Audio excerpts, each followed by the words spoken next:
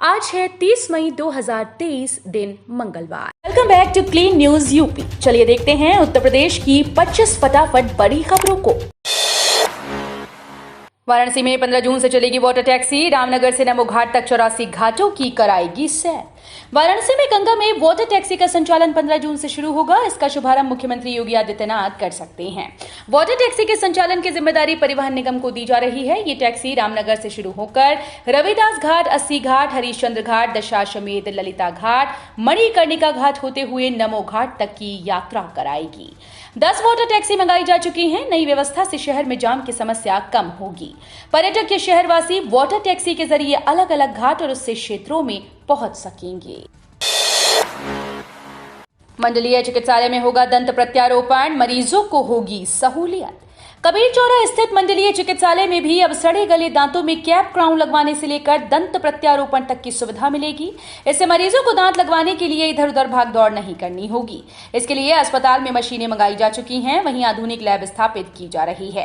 मंडलीय चिकित्सालय में दंत रोग विभाग पहले से था, लेकिन वहां इम्प्लांट या कैप क्राउन की व्यवस्था न होने से मरीजों को बीएचयू रेफर कर दिया जाता है। बीएचयू में मरीजों की भीड़ व भागदौड़ के चलते अधिकांश मरीज निजी अस्पतालों की शरण लेते हैं। ऐसे में उन्हें अधिक पैसा खर्च करना पड़ता है।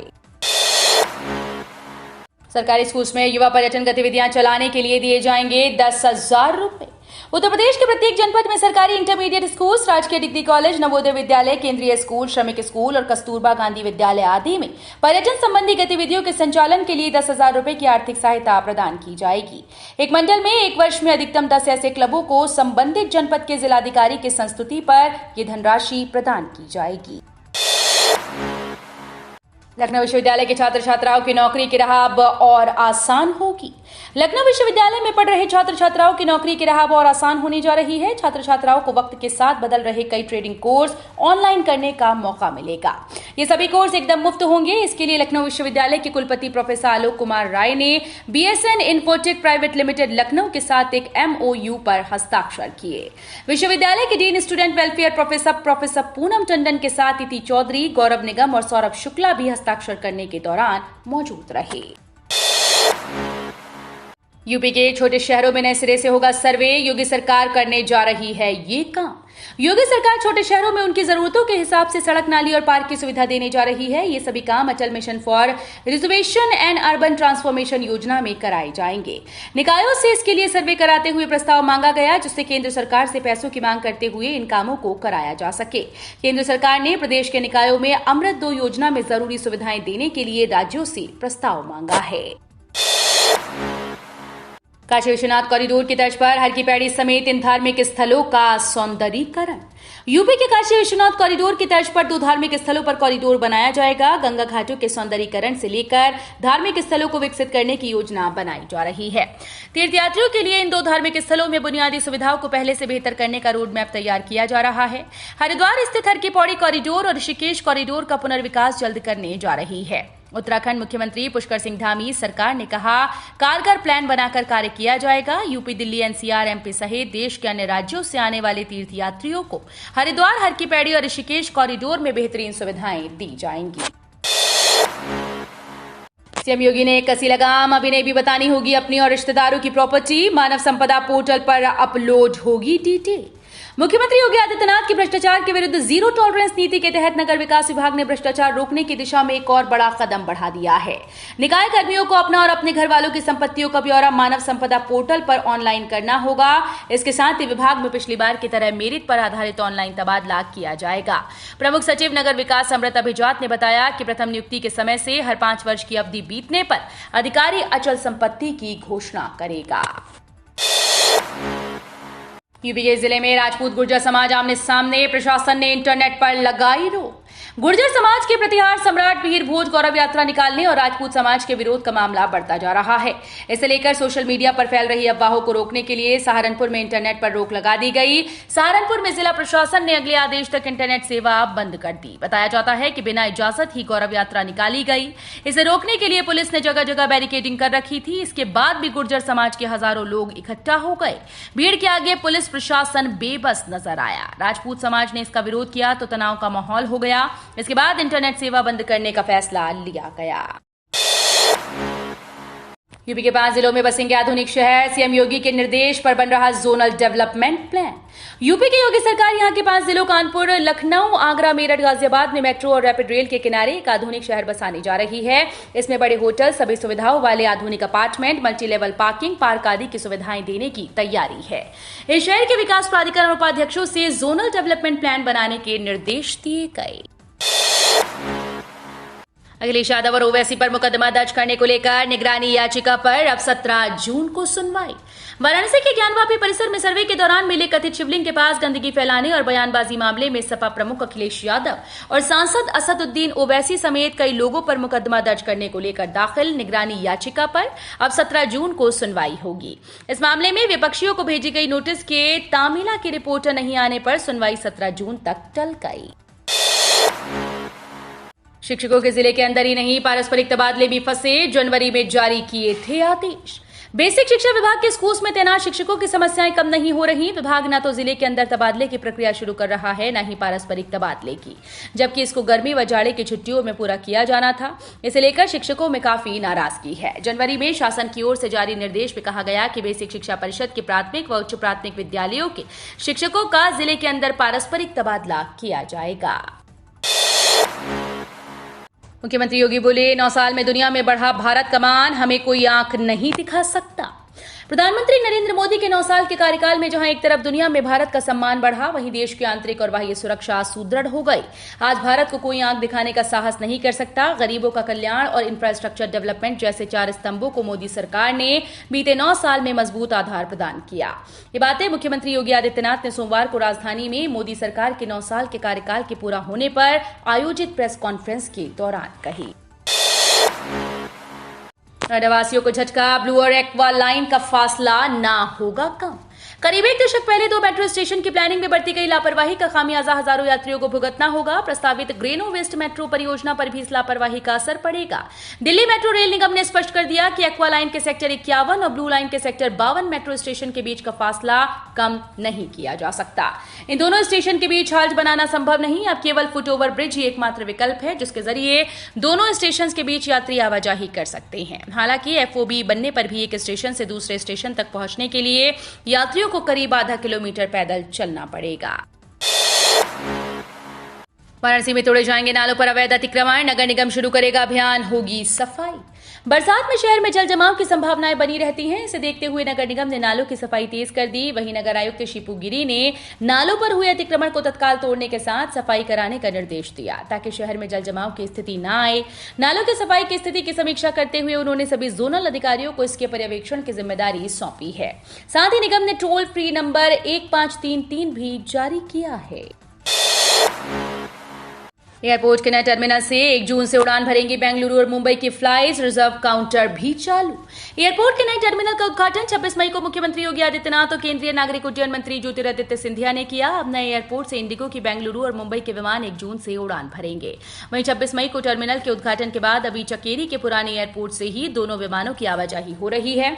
एयरपोर्ट अथॉरिटी ने विमान कंपनी से अपना तंत्र 2 से 3 दिनों के भीतर नए एयरपोर्ट में स्थापित करने को कहा।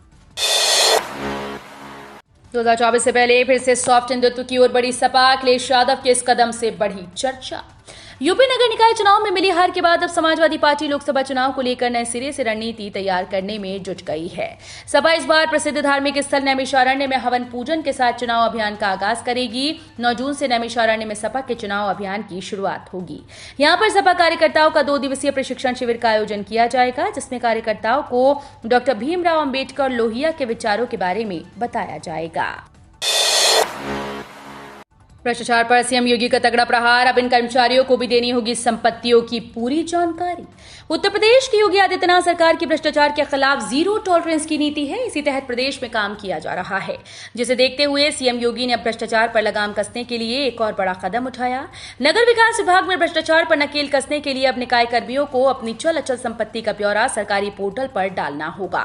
इसमें अपनी और अपने परिवार वालों की संपत्तियों का पूरा ब्यौरा देना होगा। इसके साथ ही पिछली बार की तरह तबादले में मेरिट के आधार पर किया जाएगा, जिसकी प्रक्रिया ऑनलाइन होगी। अयोध्या के बाद अब मथुरा और काशी को मुक्त कराने का समय, हिंदू समाज को होना होगा एकजुट। बजरंग दल के राष्ट्रीय संयोजक नीरज दौनेरिया ने रविवार को कहा कि हिंदू समाज की रक्षा के लिए एकजुट होना पड़ेगा, बिखराव समाज के लिए ठीक नहीं। 70 साल पहले बजरंग दल पर प्रतिबंध लगाने संबंधी जमीयत उलेमाए हिंद के अध्यक्ष मौलाना सैयद अरशद मदनी के बयान पर उन्होंने तीखा पलटवार किया।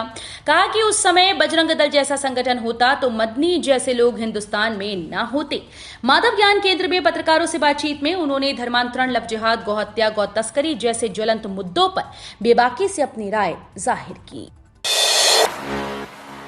यूपी में जिलों में आज आंधी, तूफान और बारिश के आसार।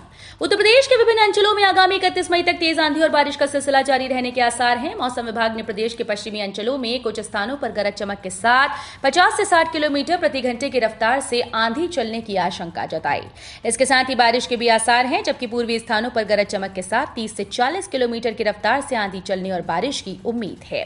मौसम विभाग से मिली जानकारी के अनुसार हिमाचल प्रदेश के ऊपर एक पश्चिमी विक्षोभ बना है। दक्षिणी पश्चिमी राजस्थान और सटे हुए पाकिस्तान पर एक चक्रवातीय दबाव भी विकसित हुआ है। हज यात्रियों के लिए बोझ बन गए गुलाबी नोट। 2000 के बदले नहीं दे रहे रियाज। सोशल मीडिया पर शिकायतों की भरमार। 2000 रुपए के नोट का चलन आने वाले दिनों में बंद होने और बैंकों में वापसी के ऐलान के बाद मक्का मदीना की राह चले तमाम हज यात्रियों के लिए बोझ बन गए। सोशल मीडिया पर इन दिनों हज पर जाने वालों की इस समस्या की भरमार है। असल में बहुत सारे यात्री अपने साथ 2000 की करेंसी भी लेते गए। अब एयरपोर्ट पर ना तो इंडियन करेंसी एक्सचेंज में नोट बदले गए, ना ही फॉरेन करेंसी एक्सचेंज में। ऐसे हज यात्री जो 2000 के नोट काफी संख्या में ले गए थे, उनके पास ही रह गए। निकाय में स्वच्छ भारत अभियान के तहत भी पकड़े जाएंगे छुट्टा पशु। 1 महीने में 250 पशु पकड़ने का लक्ष्य।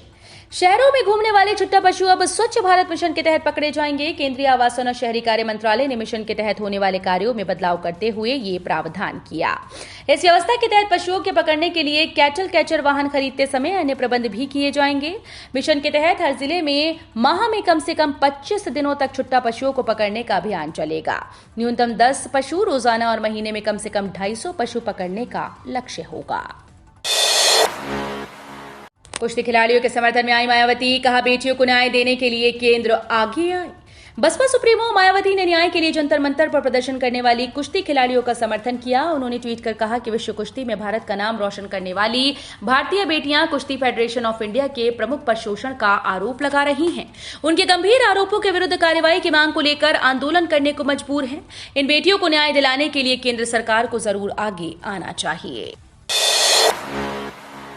केशव प्रसाद मौर्य ने अखिलेश यादव पर किया पलटवार। सपा के इस फैसले पर खड़े किए सवाल। विधान परिषद की 2 सीट के लिए हो रहे उपचुनाव को लेकर डिप्टी सीएम केशव प्रसाद मौर्य ने कहा कि अखिलेश यादव की राजनीतिक अपरिपक्वता का इससे बड़ा दूसरा कोई उदाहरण नहीं हो सकता। जैसे राजनीति में कोई कुछ भी ABCD न जानता हो, क ख ग घ न जानता हो, वो सारा काम अखिलेश यादव और सपा ने किया है। फॉर्म 16 ना हो तो भी भर सकते हैं इनकम टैक्स।